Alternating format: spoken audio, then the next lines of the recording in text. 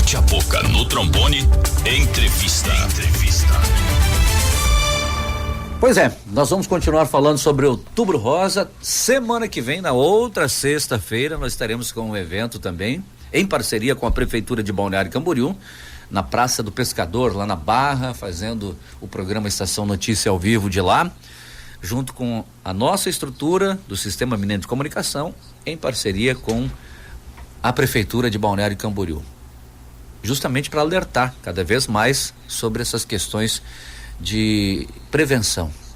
Por isso nós estamos recebendo também, continuando falando sobre Outubro Rosa, a doutora Thalita Gabriela de Limas, que é ginecologista e obstetra, para falar sobre o que temos, né, de mitos e verdades sobre o câncer de mama. Doutora, primeiro parabéns pelo dia de ontem, foi o dia do médico, né? Isso, médica. Obrigada. Sim. Ontem foi um dia especial, a gente até comemorou bastante, teve bastante eventos.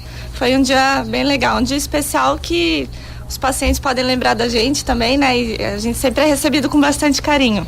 Para quem cuida da nossa saúde, da saúde do homem e da mulher, a gente tem que agradecer e sempre, né? Sim. Chega uma hora que o corpinho precisa de atenção. E vocês que são formados nisso, que vivem para salvar vidas, graças a Deus estão aí para nos ajudar. Mas em relação ao Outubro Rosa e o câncer de mama, o que a gente pode acreditar, o que a gente não pode acreditar, doutora?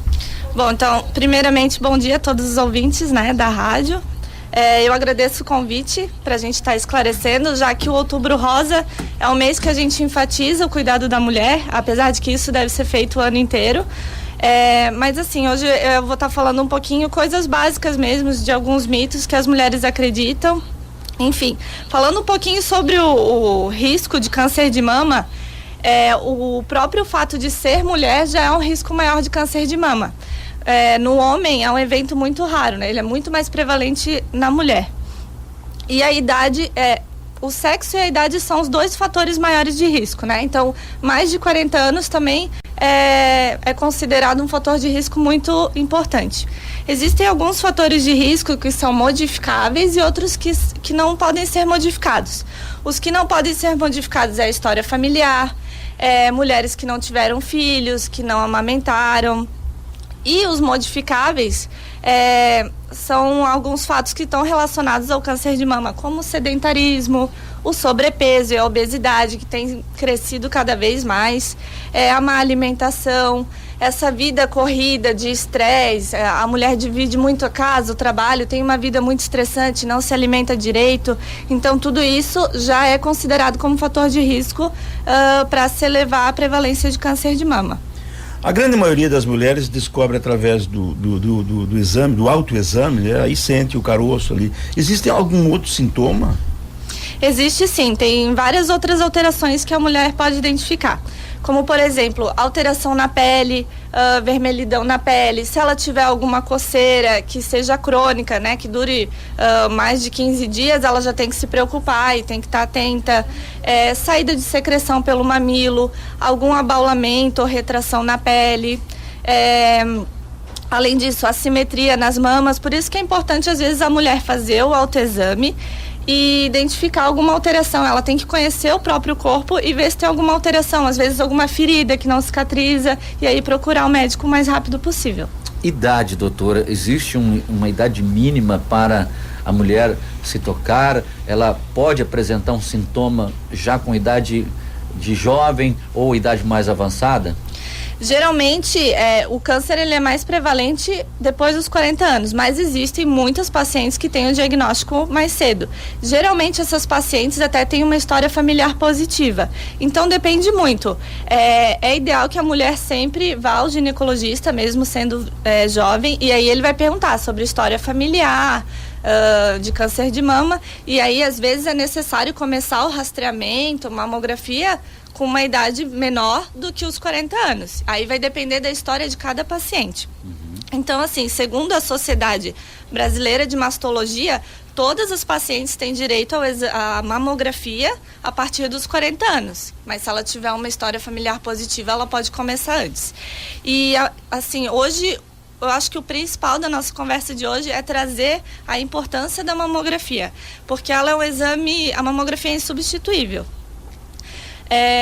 Primeiro porque ela detecta lesões com menos de 1 centímetro.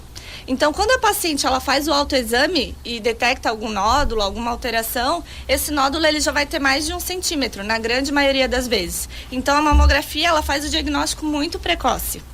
E a gente sabe que... E tira dúvida, né, doutora? Exatamente, muitas tira vezes dúvida. cria-se um líquido também dentro do Sim, seio, né? tem Aí, várias lesões que são benignas. e a pessoa gente... pensa, estou com câncer. Claro, né? exatamente. Faz o diagnóstico diferencial de lesões benignas, que existem várias também. Tem cisto, fibroadenoma, que é super comum em mulher jovem. Então... A mamografia, a gente sabe que se ela fizer uma detecção precoce, 95% das pacientes têm a chance de cura. Então, isso é muito importante. Algumas pacientes vêm para mim e falam assim, a mamografia, ela é dolorida, ela é desconfortável, porque existe uma compressão da mama durante o exame, mas eu sempre falo que o ultrassom, se elas quiserem fazer ultrassom, ele é um exame complementar, nas que têm mais de 40 anos, né? Sim. Então, muitas vezes o ultrassom não detecta alguns tipos de lesão que a mamografia vai detectar. Então, às vezes, é um exame que pode ser desconfortável, mas vale a pena, ele salva vidas. A partir de um diagnóstico positivo, a mulher, hoje, existe uma lei que traga benefícios de tratamento para ela? Existe. Toda mulher que tem o diagnóstico de câncer de mama, ela é assegurada por lei em fazer todo o seu tratamento de forma gratuita pelo SUS, num prazo de 60 dias, a partir do diagnóstico. Então, se ela for na lei, isso teoricamente está descrito. E ela tem vários benefícios, né? Ela pode ter o saque do FGTS, o saque do PIS/PASEP, ela pode ter direito ao auxílio doença ou a aposentadoria por invalidez, daí depende do caso, do tratamento, né? Isenção do IPI na compra de algum veículo que seja adaptado para ela, enfim, tem vários benefícios. Em todos os casos que acontecem, a cirurgia é necessária ou existe um outro tipo de tratamento? Eu sei que para as meninas, né, as pessoas mais jovens, como a gente falou, fibroadenoma. Esse é uma coisa mais comum. Sim. Mas muitas vezes também tem que ser tirado, não é, doutora? Mas existe outro tipo de tratamento que... Não, então, no caso de câncer de mama, existe a quimioterapia, a radioterapia, às vezes tem vários tipos de câncer, não é só um, né? Às vezes a gente tem na nossa consciência que o câncer é uma coisa só, mas existem vários tipos. Então, existem vários tipos de tratamento. Às vezes, você pode tirar um pedacinho da mama, só tirar o nódulo, ou ter que tirar a mama inteira. Então, isso depende muito do rastreamento, dos outros exames, porque daí faz toda uma bateria de exames para ver como é que tá, o tamanho do nódulo, se existe alguma outra lesão em outra área do corpo, e aí vai se instituir o tratamento necessário. Aí vai de cada caso. Cada caso.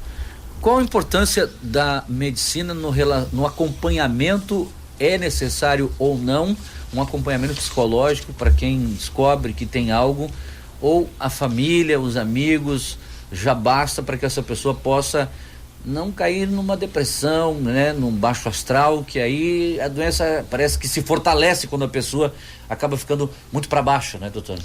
Toda pessoa que tem um diagnóstico de câncer de mama, com certeza a família, os amigos ajudam muito, e essa pessoa também tem apoio psicológico, ela tem direito a isso, então acho que ajuda bastante. A gente tem a rede feminina, que às vezes ajuda com alguns determinados programas, até eles distribuem perucas, né, e maquiagem, fazem fotos, então existe todo um trabalho bem legal feito pela rede feminina também. Então a paciente sempre vai ter bastante apoio, tanto do médico, psicólogo, se precisar de alguma avaliação psiquiátrica, tudo é assegurado também pelo SUS. E o mais importante não é esperar pelo mês de outubro, o Outubro Rosa. Exato. Né? Vamos de janeiro a janeiro, como diz a música, né? Todo dia, né? Exato, a gente não pode esquecer da nossa saúde, né? E é o que eu sempre falo, a gente tem uma vida muito corrida, o tempo passa rápido, quando a gente vê, já passou 1, 2, 3 anos sem fazer nenhum exame ginecológico, né?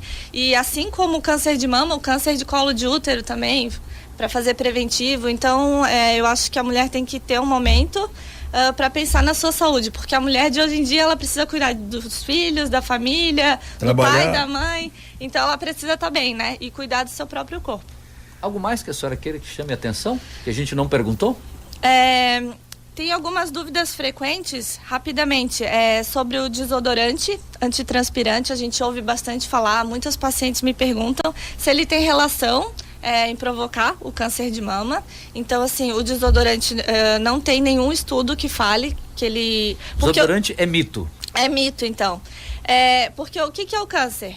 Ele é uma mutação do DNA celular.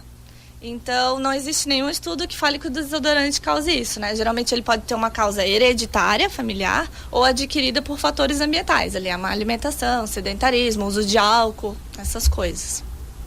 É isso, né? Doutora Thalita, agradecemos a sua participação. Volte sempre. Muito obrigada pela oportunidade, gostei muito. Podemos agendar para falar sobre outro assunto que não seja Com câncer certeza. dentro da sua especialidade, Com certeza. Tá Obrigada bom? mais uma vez. Obrigado mesmo.